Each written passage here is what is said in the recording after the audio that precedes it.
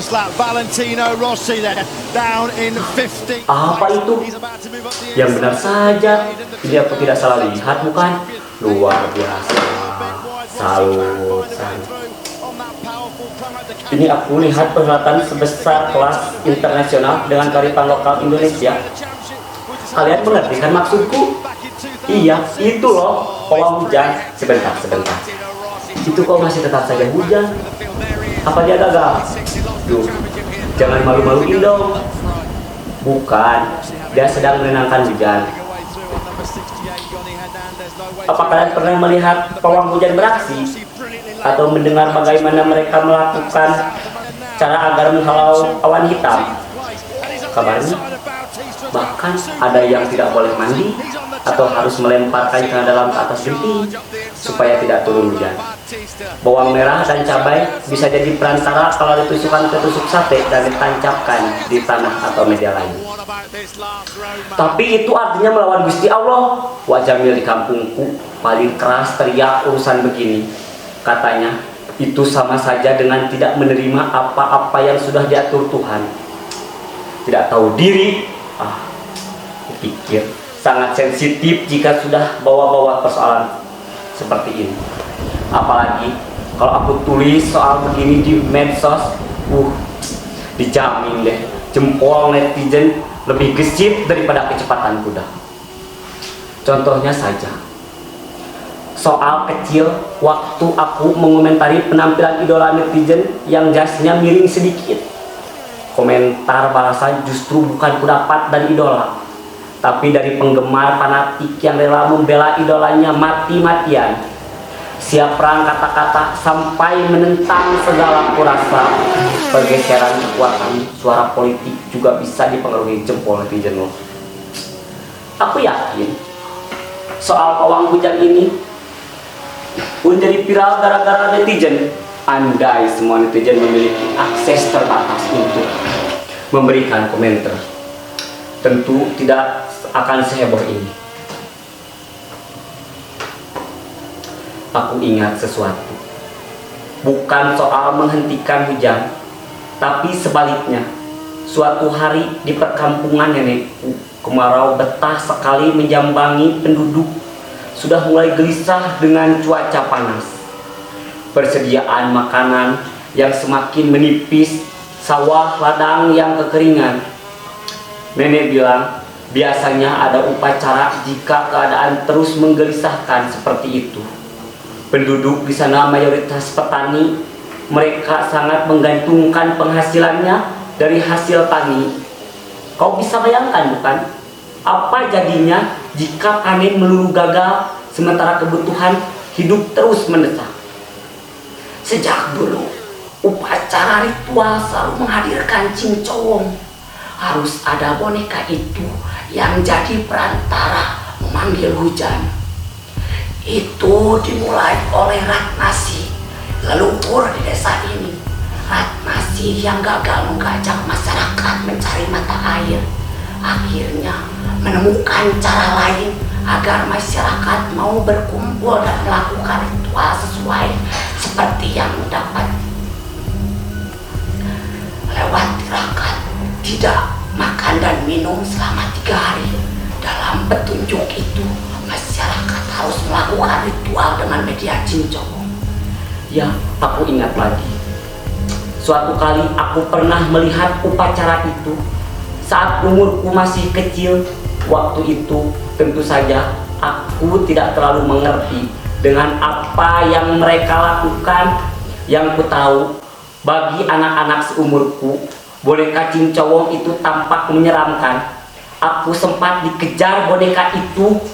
Ya, asal kau tahu, boneka itu akan mengejar orang-orang yang tidak percaya pada saat menyaksikan upacara itu. Para penabuh alat memainkan alatnya. Ada yang memukul-mukul buyung dengan hihit atau kipas yang terbuat dari anyaman bambu. Ada yang memukul bokor dari kuningan dengan 2 buah ruas kayu. Aku bersama kakakku diam-diam menikmati pertunjukan ritual itu. Suara musik yang tercipta antara pukulan kayu di bokor Nyanyian sinden dan gerakan mereka sekecil apapun terasa menggugah. Menurut teori, mendengarkan musik bisa mempengaruhi kesehatan kawan, kesehatan fisik dan mental. Pikiran kita lebih tenang, rasa sakit juga bisa berkurang, dan energi pada tubuh tersalurkan. Menurut kalian, apa yang paling berpengaruh saat mendengarkan musik? Buatku, alunan irama dalam musik itu, apapun musiknya. Kakakku bilang, orang bisa trance saat ini main musik asyik, bukan? Musik yang didengar saat ritual pun menarik. Ada perasaan lain, seperti berada di dunia berbeda. Sementara itu, Ibu Nawita yang menjadi punduh berada di tengah halaman. Tampak olehku, ia memangku boneka memasuki area tempat ritual berlangsung. Di atas tikar sudah tergelar sesajen parukuyan lengkap dengan kemenyan, telur asin, tumpeng kecil, cerutu, gula batu, kue-kue, kembang rampe 7 warna, dan macam-macam lagi yang aku tak bisa ingat semua. Begini kira-kira gerakan Ibu Nawita itu.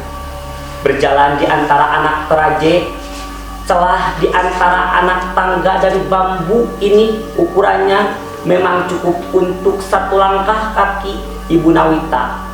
Terus berjalan diikuti oleh 2 orang lain beriringan dari ujung awal sebelah sini sampai ke ujung akhir sebelah sana.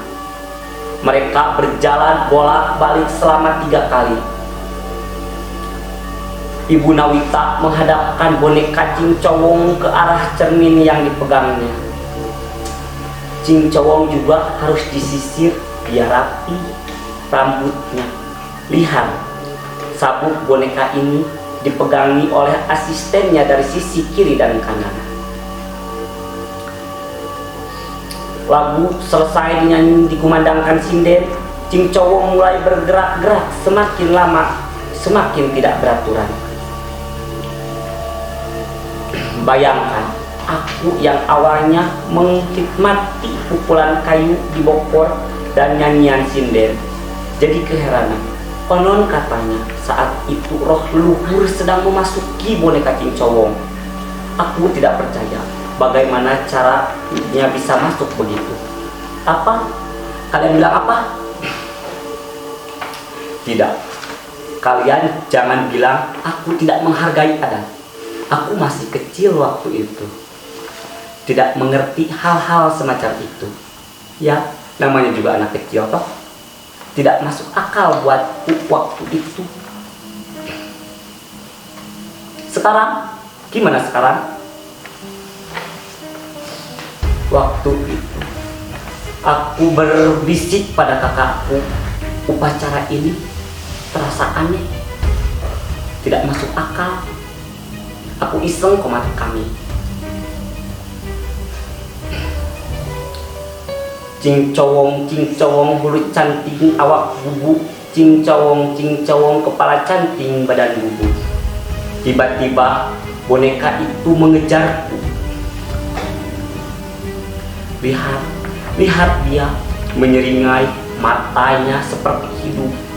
Ya Tuhan, kupikir cincowong tidak akan beraksi seperti itu. Nenek, tolong, kakak, tolong aku. Aku seperti bisa mendengar boneka Cincowong itu bicara. Kamu bocah, berani-beraninya mengolok-olok aku. Aku merapatkan badanku pada kakakku di dekat, sambil komat kamit memohon agar tidak dikejar-kejar Cincowong. Nek, tolong. Nenek yang sedang berada di teras dekat halaman mendekati aku. Kamu bicara apa tadi? Tidak boleh begitu. Percaya, kamu harus percaya. Kamu juga tidak boleh mengolok-olok Cincowong. Tapi Nenek, tolonglah usir boneka itu. Jauhkan dia dariku. Ampun, Nek. Ampun. Iya, aku percaya. Maaf, Cing Cowong. Ibu Nawita dan seorang asistennya memegang lagi boneka Cing Cowong itu. Kepala Cing Cowong dari batok kelapa itu dilukis dengan riasan, diberi baju warna kuning, dipasangkan sampur di badannya yang terbuat dari bambu, dan lehernya berhiaskan kalung Kamboja. Suasana malam hari di halaman terasa mistis. Kupikir tampilannya jadi lebih menyeramkan ketika boneka itu terus bergerak-gerak. Ritual diakhiri dengan saweran bunga Kamboja. Untung saat itu aku segera ditolong. Aku tidak tahu apa yang akan terjadi jika boneka itu terus mengejarku. Sejak saat itu, aku kapok mau olok-olok sesuatu yang sudah menjadi adat atau hal-hal yang tampak tidak masuk akal. Benar, kita harus percaya penuh pada Tuhan. Namun bagaimanapun ada makhluk lain di dunia lain yang tak bisa kita lihat dengan kasat mata. Makhluk yang sama-sama ciptaan Tuhan. Ada ritual-ritual yang masih dilakukan oleh masyarakat kita. Semakin hari semakin jarang pula orang yang melestarikannya. Dengan alasan zaman sudah modern, segala sesuatu sudah bisa diprediksi, dipelajari secara keilmuan. Kita kembali ke pembahasan perempuan di TV. Kalian lihat bokor itu, singing board itu juga biasa dipakai untuk meditasi. Beberapa orang menggunakannya untuk terapi pengobatan. Aku pernah ikut meditasi dengan singing board. Frekuensi di tubuh kita diselaraskan, kata guruku. Mungkin itu pula yang berusaha dilakukan perempuan dalam TV ini. Dia berusaha memanggil hujan seperti Ibu Nawita dengan boneka Cing Cowongnya. Perempuan ini mengendalikan hujan. Dia meminta hujan berhenti. Hei, lihat itu. Ada pembalap menirukan gerakan pawang hujan. Berita viral ini. Aku ingatkan, kau boleh memilih percaya atau tidak. Cuaca memang bisa diprediksi. Mungkin pawang hujan punya keahlian khusus yang tidak kita ketahui. Mungkin saja keahliannya itu diturunkan. Ibu Nawita di kampung nenek juga kabarnya menurunkan turunan dari Ratnasih. Perempuan yang keras kepala mengajak penduduk desa mencari mata air. Perempuan yang prihatin dengan kemarau panjang yang melanda desa sampai menggelar upacara memanggil hujan dengan boneka Cing Cowong.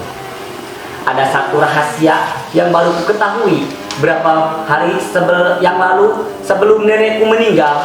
Ternyata nenek juga keturunan Ratnasih dan menjadi punduh. Pernah dilakukannya sebelum dilanjutkan Ibu Nawita yang dirasa lebih kuat kebatinannya. Menurut bisikan batin yang diperoleh nenek, tahun depan aku yang harus menggantikan Ibu Nawita.